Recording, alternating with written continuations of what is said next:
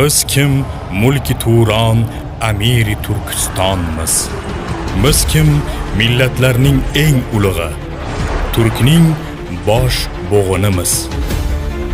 Kuch adolatdadir. Davlat, lashkarlar va fuqarolarning sadoqati va fidoyiligi ila qudratlidir. Mana shunday janglarda kishi imtihon qilib sinalgay.